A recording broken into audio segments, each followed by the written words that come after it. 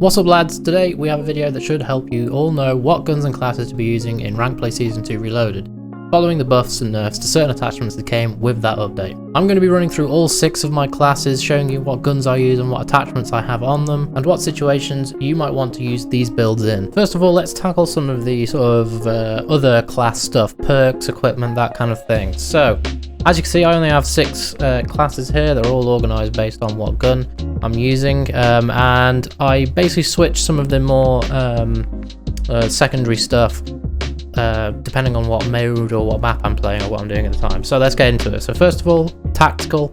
I run stun grenade on everything. It's the only option in rank play anyway, so that's what you're going to want to be using.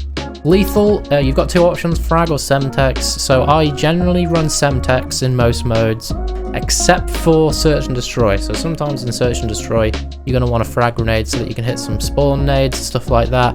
Then I'll quickly swap to a frag grenade, and so I have that on my sniper class because I only ever really run a sniper in search and destroy and stuff like that. So that's point number 1. Perk package, I basically run the same perk package on everything. Well, not basically, I do run the same perk package on everything. I'd actually really only recommend using one of the first 2 when you're basically choosing between Bomb Squad and Battle Hardened.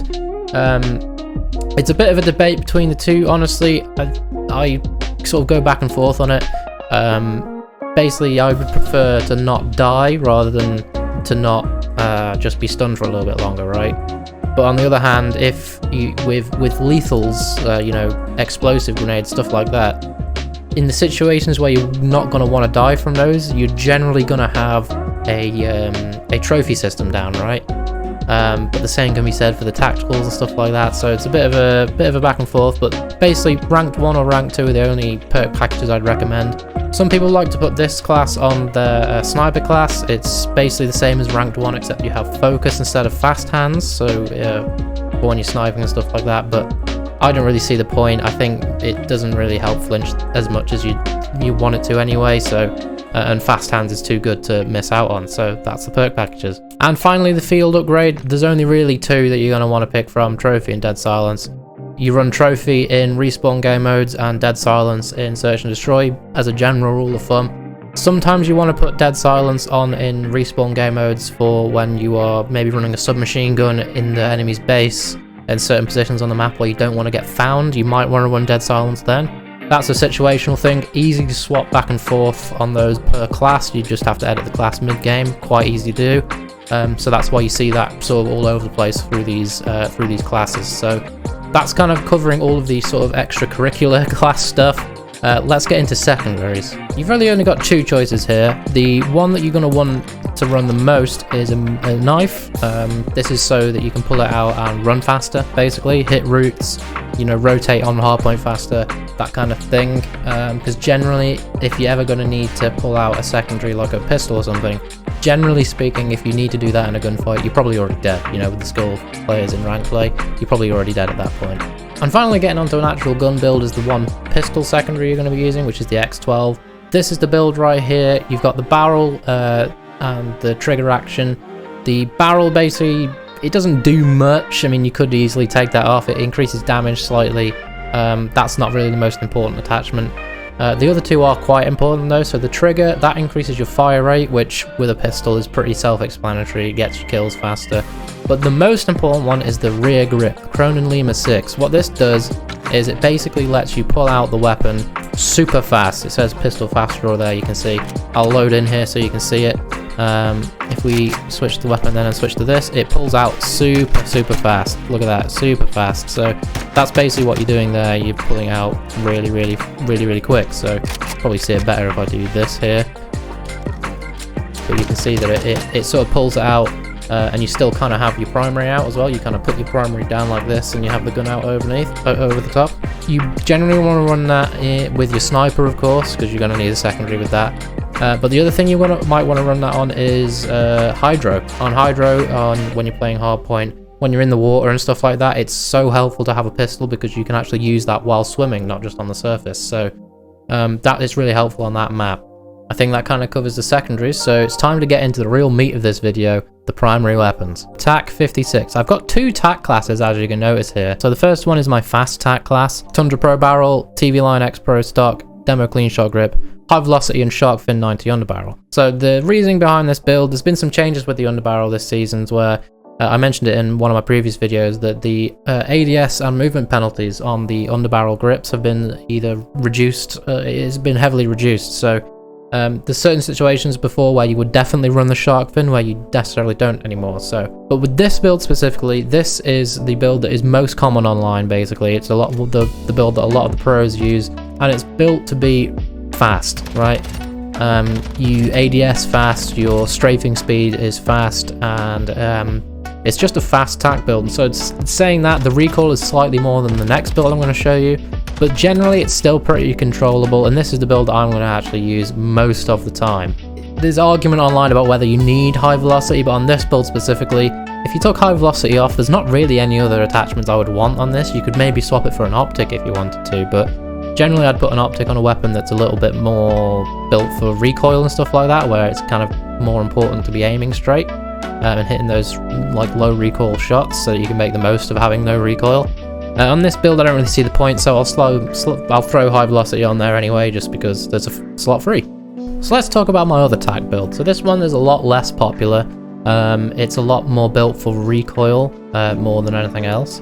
You're gonna basically just be swapping the high velocity and the underbarrel. You're going to be putting on the FJX Fulcrum Pro muzzle instead, and the Edge 47 grip. So this slows the weapon down quite a lot, but the recoil on it compared to the fast attack build that everybody uses is so much easier to control. It's so much straighter, the pattern is so much easier to predict, and if you're on certain situations where you know, defense on Fortress Control, pray to God that map isn't a problem anymore, but Fortress Control defense, when you basically just sat in the windows probably, and not moving a lot, it's very good for that kind of thing. So I use this class a lot less than the first one, the faster one, but for certain situations the better recoil really does help quite a lot. Onto the third weapon, the Kastov 545. Now this is one that not a lot of people really caught on to. Some people made videos about it, but I've not actually seen it used that much. Most people were using the 762 before that got banned. But this one is sort of a fun one to use. It's a little bit of an in-between between the TAC and the Vaznev in my opinion. It moves slightly faster than the TAC a lot of the time, the recoil's still quite controllable, and honestly it's just a lot of fun to use. Now, generally speaking, if I'm going to be honest, it's most situations you're going to want to choose the TAC or the Vaz. But for certain situations, you know, you're just trying to have fun. Personally, I like just using AKs in COD games. It brings me back to classic COD 4 AKs. This is a fun build to use. So one thing you can change on this class is if you don't want the optic on there, you can remove that and put on high velocity instead. But generally this weapon is built to be quite versatile, moves pretty quick, you know, the recoil is controllable. And I'll show you right here if we drop into firing range, it's quite, you know, if I don't touch the controller, right, the recoil looks pretty bad, right? But as an example, right, I'm gonna now do that again, but just hold my right stick down like a little bit, literally just down. Look how much easier to control that is. That basically didn't move. A surprisingly easy weapon to use, it's a lot of fun, give it a go, and yeah, I think you'll like it. Next is the TSOTC fanboy weapon itself, the Vaznev 9K. There's been a lot of builds I've seen online over the past week since the Season 2 Reloaded update came out. People debating, you know, what attachments to use between muzzles, underbarrels, stocks, but this build is my personal favourite. So let's talk about what the Vaznev is supposed to be first of all. I've seen some people online, you might see them on the floor in rank play, people putting a barrel, an underbarrel, a muzzle on there. What's the point, right? You're reducing the recoil on a Vaznev, sure, but at the cost of mobility. And if you're using a Vaznev, you want mobility. That's what you're choosing the weapon for. And if you're just slowing the weapon down too much, then what's the point of even using the Vaznev in the first place? You may as well just use something else. So this is the build that I use. I think it's a really good mix of recoil and mobility. The broadside stock is one that came out with Season 2 with that horrible shotgun that everybody loves in Warzone.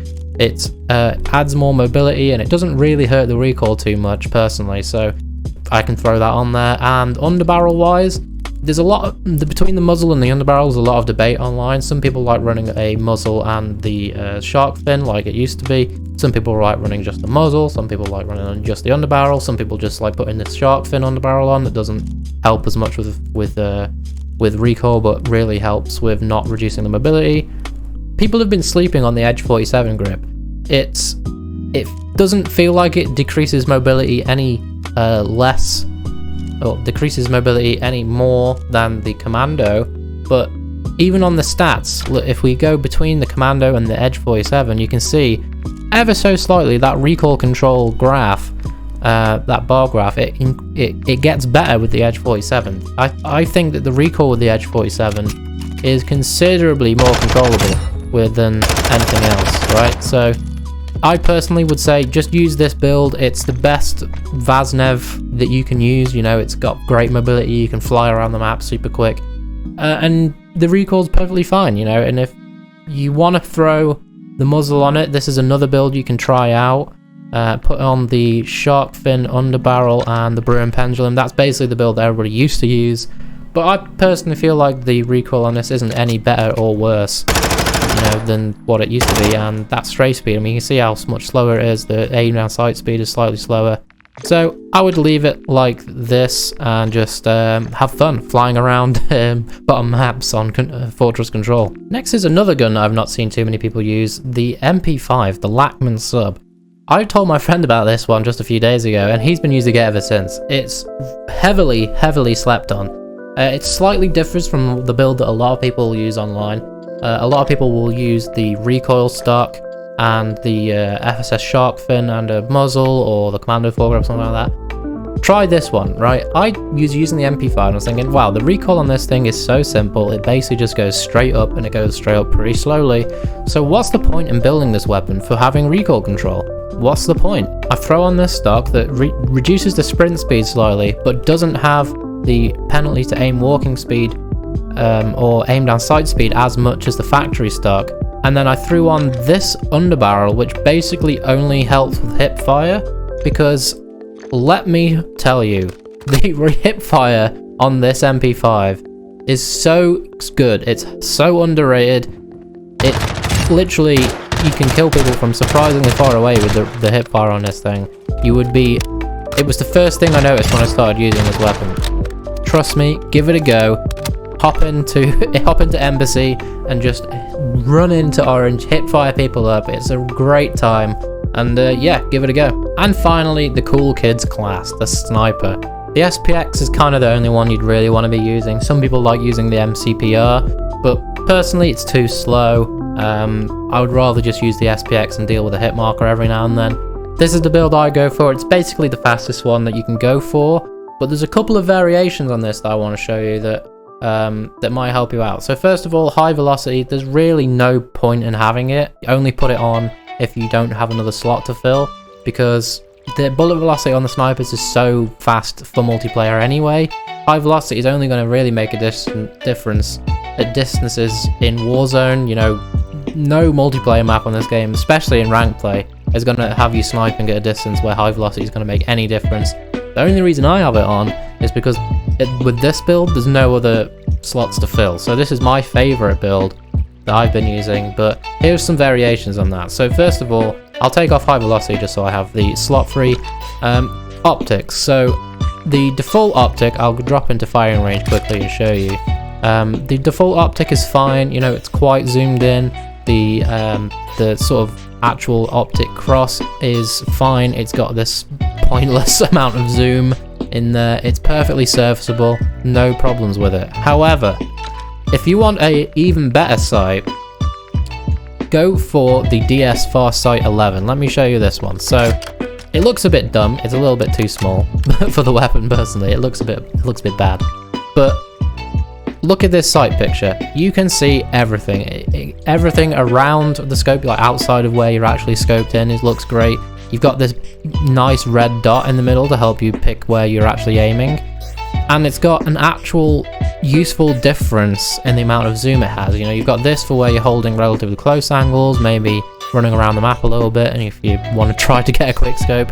And then you've got this for where you're holding down like spawn lanes and stuff like that. You know, it's It's quite a versatile weapon when it's got that optic on it.